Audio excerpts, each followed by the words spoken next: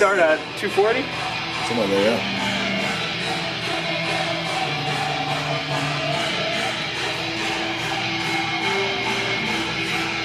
0.4 off. You see that?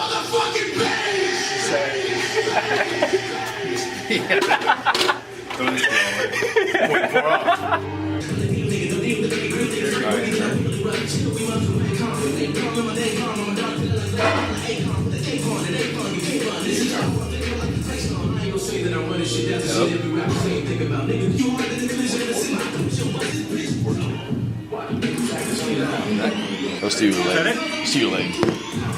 It's my good leg. If you're short thing. Luke. It's too early. Got jokes, huh? Yeah. 22. 2019, bro. Let's do this. But yeah, the story, you, the brand, what you represent is more important to me.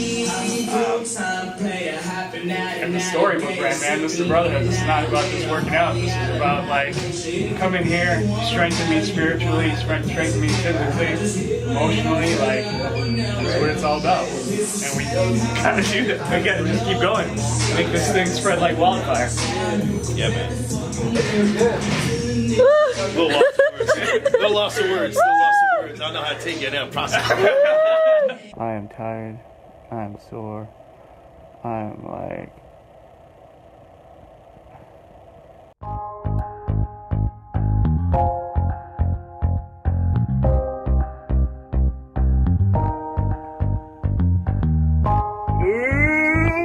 Come on, baby, big boy.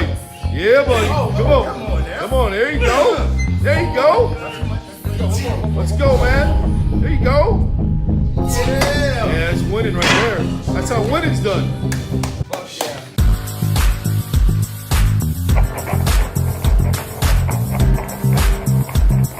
Green beans ready to roast. Got some salmon here, product of Canada. Got some fajita mix. I'm gonna mix that in. Just simple stuff. And I bought this teriyaki sauce from Costco. I'm gonna put it in the salmon. So, the thing about this is not a lot of sugar per tablespoon, and it's going on this whole salmon. So I'll put a tablespoon on this whole salmon. It's gonna come out. I already know butter's not in my diet, and I cooked with butter today for the shrimp. It was really hard for me to, you know, you got one side, you got the chef Drew, and then you got the bodybuilder Drew, and they're constantly at odds. So, I mean, I'm gonna have to talk to Lou about that tomorrow and confess and just be like, yo, I had butter.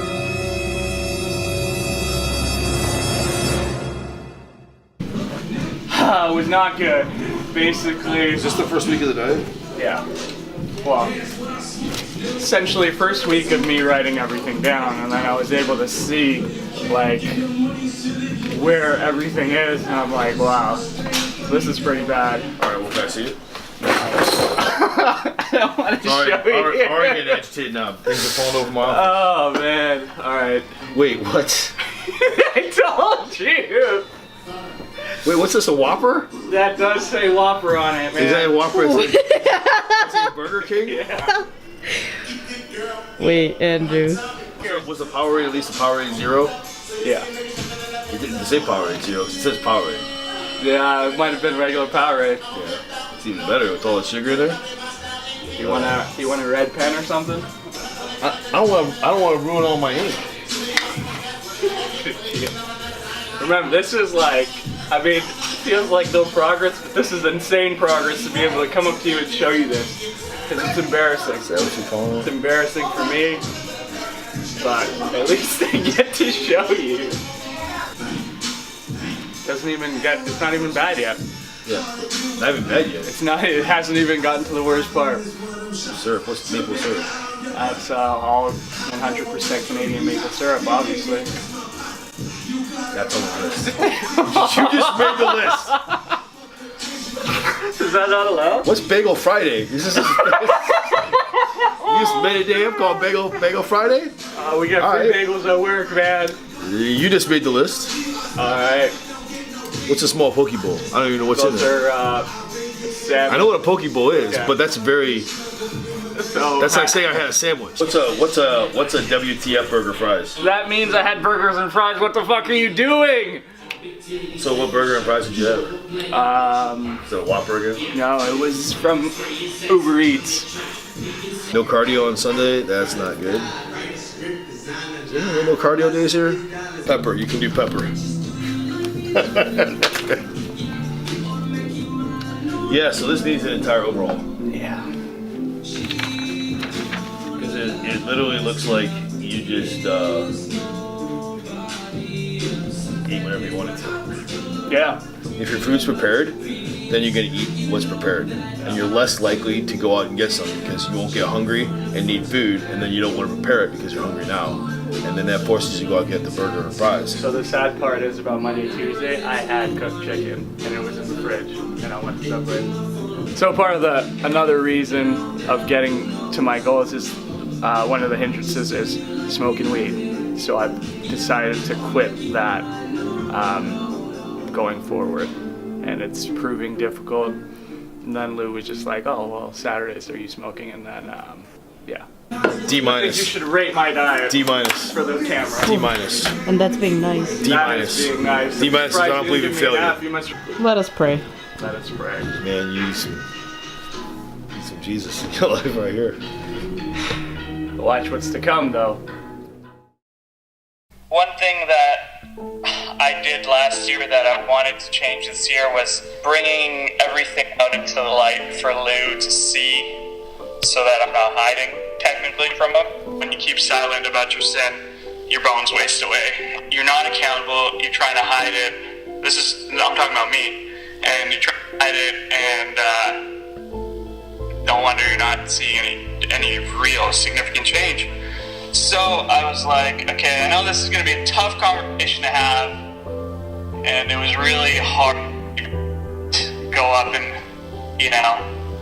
talk about it, but I'm like, it was just so necessary, because now I'm like, okay, yeah, I had a bad week, and it's well known, like, you were there, and Lou knows, and it's like, I would die before I have another week like that. That disappointment on his face, that disappointment on my face.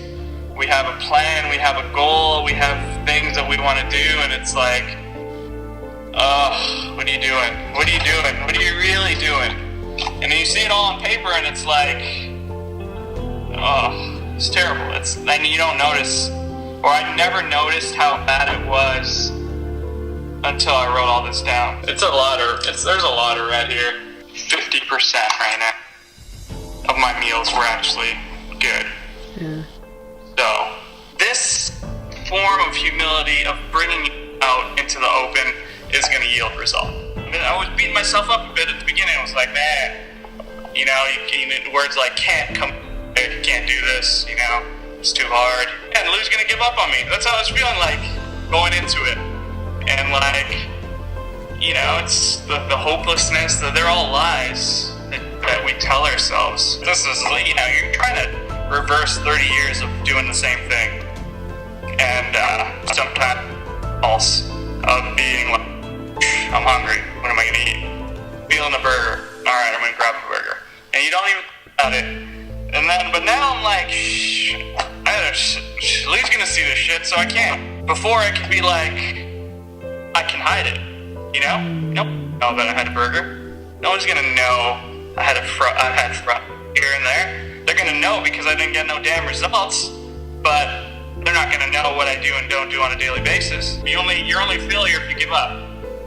I had to tell myself that again and again and again and again and again.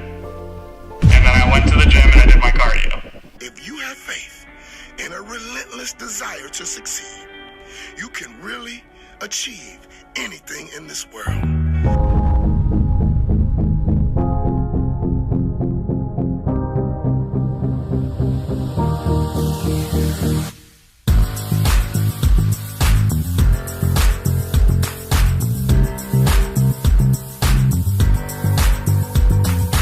About 2 weeks into January, see where we're at. Started at 216,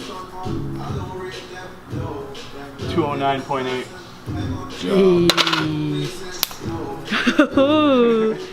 It's working. It works. Dude, I see the difference already. All right, diet checking. This is where the rubber meets the road. It wasn't perfect. A lot better than last week. Still got some shortcomings, but let's hear what Lou has to say. You learn a hell of a lot more from losing than you do from winning. Mighty Ducks. Bo, what's Bo? You know what pho is? Yeah, well, that's like saying that's like putting Italian down. What the hell does that mean? Friday, I failed to prepare. I noticed this. I failed to prepare on Friday. So I tried to keep it healthy, like I didn't do drive-thru, but I still had pho. I had a small poke bowl. And Saturday I had to go up to Newport. So I had a 6-inch sub there and then came to work out. But then I got right back on my diet, which I think should be celebrated. But that's just me. This isn't even a meal, this is a workout. He's counting his workout as a meal. Are you gonna pull out the green on that? For what? For a Sunday?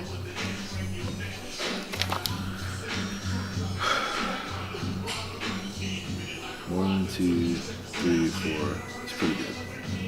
There you go. That makes you feel better. It does! But you do. Success! But you do need protein with English muffin. Alright. We'll get better this week. Last week, Jiggy and I talked about how I felt about, my diet and showing Lou that and all those red marks. And I remember just being like, I can't let that happen again. And that accountability really worked for me, as you can see from the diet. And there was some green this week. We still got some room for improvement, but I think that accountability was much needed. And compared to last year, though we had some good results, it's this diligence and this, extra work that's gonna yield the results. I mean, I'm already down to 209 now in 2 weeks, which is like, I started at 240, and by the end of the year, I was 218. Yeah, I probably put on some muscle and stuff, so it's not all, the weight went up and down, but it's definitely seen these 2 weeks more than all of last year because of the extra work that we're putting in. I gotta keep telling myself that I can't compare myself to anybody. It's not fair to myself to compare to anybody else. Where I am right now, there's a lot of Marines here. There's a lot of bodybuilders where I hang out. And it's easy to look at them and be like, whoa, man, I don't look like that. Actually, not even close. I don't lift like that. Not even close.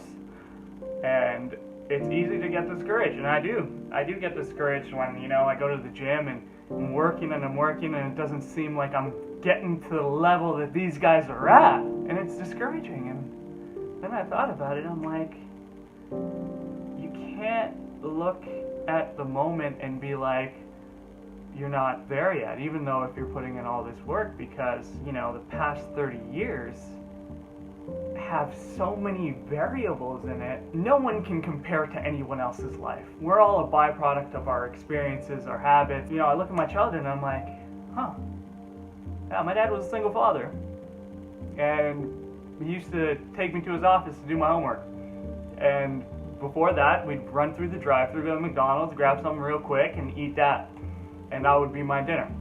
And that would happen maybe 2 to 3 days of the week at least. And transition into high school where I had all the freedom and and I'd buy lunch every day because the habit's been formed. Then you transfer into college and it's like same thing. I gotta study, so quick. And those are the habits that I've formed over the last 3 years. It's not about looking back and being like, oh man, woe is me. It's about looking forward and saying, okay, I gotta break these habits now. It can be done. It has to be done. Like, the only person you should be comparing to is the you yesterday. And I'm telling myself that because I'm getting into the gym, and it's like it's almost like a plague, because as soon as you get into the gym, it's like, what's the point of lifting, because you're never gonna be where those guys are. And maybe that's not the point for me. The point is not for me to get to where those guys are. The point is for me to be healthy and happy with myself.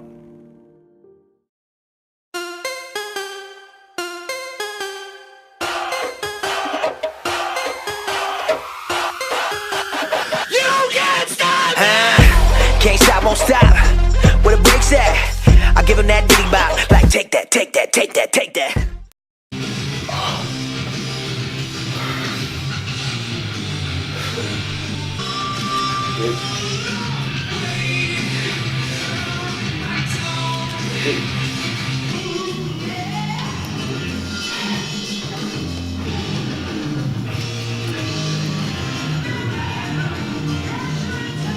New waist after a month. It's 37.5, so that's 4 inches. Wow. Chest is 41, 44. Arms actually went up 0.5. Neck went down 1 inch, and legs went up 2 inches.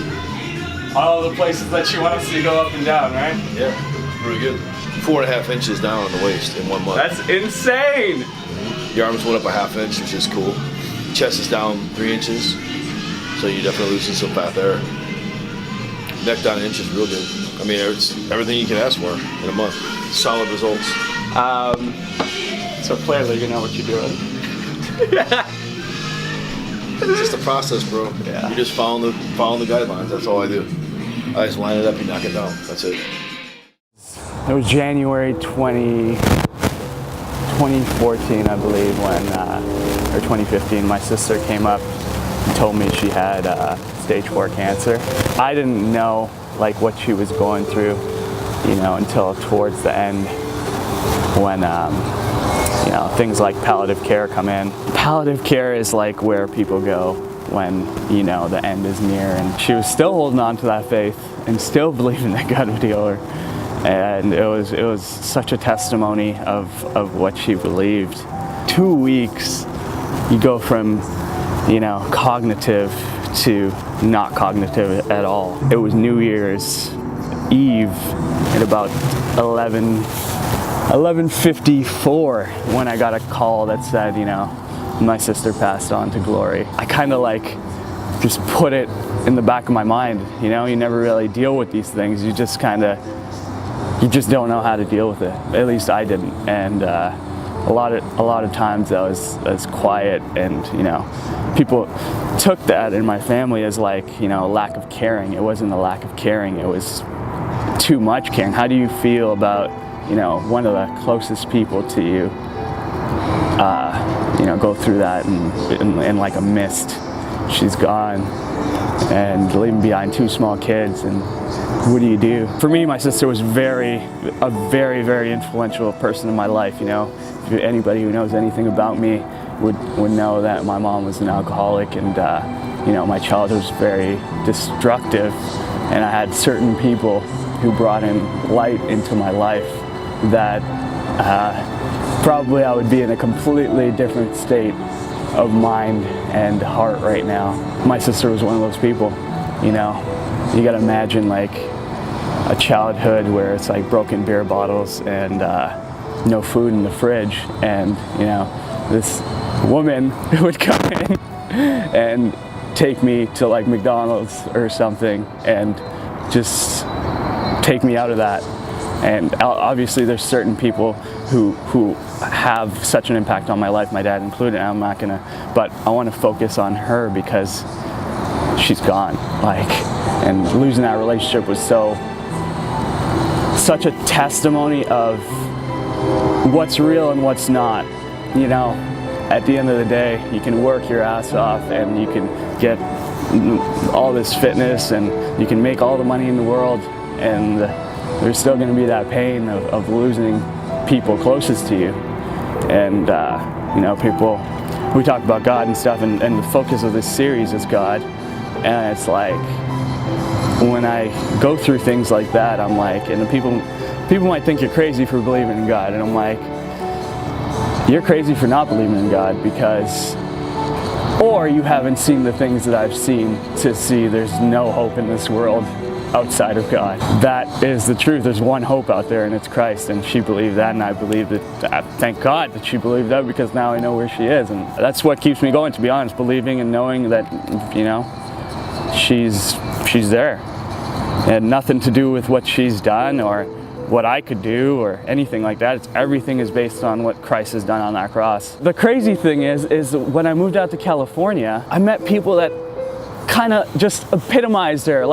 you know, Lou's wife Sabrina is like, she reminds me of Francine so much. And I was like, even like devices and I consider her very much a sister to me. And I love her like the same way that I would, you know, my sister who passed away. So, you know, you take those relationships and you recognize that, yeah, you did lose it, but it's like, there's so many people out there who, you know, need help, and what do I do to wallow in my own self-pity and just get depressed about it? I ballooned up to like, I don't know, 250. I was in a relationship then, and everything was just kind of crashing down, man. You know, your sister's going through cancer, her relationship's not working out, you know, you don't know if you're gonna pass these exams, and all that pressure comes on, and it's like immediately what I went to was like, screw cooking, screw anything like that, screw the gym, screw my body. I stopped caring about myself because I was like, what's the point? I was like upwards of 250 pounds and 49-inch waist, looking at myself like, what the hell happened? And didn't know what to do about it. I mean, the girl I thought I was gonna marry, we ended it, and I buried my sister into the ground, and here I was like hurting and not knowing what I could do except pray. That's why when I said in that first video, it's not going to be about fitness, it's not going to be about the body alone, it's going to be a transformation from the inside out. You know, you need healing from that stuff. You can't just lift weights and think, oh yeah, I'm going to get healed from this. You got to deal with it. Don't bury it. That's the big message. Like, we're all dealing with all kinds of pains. You know, if it's not death, it's rejection. If it's not rejection, it's harassment. If it's not, it's always something that we're all dealing with. And my story is my story, and everyone has their own story. And I just want to use this as a tool to be like, hey, keep going, and don't quit, and trust God. In that culture where, you know, God doesn't exist and it's not popular to talk about God, I want to say trust God, because He's the only one that's going to see you through.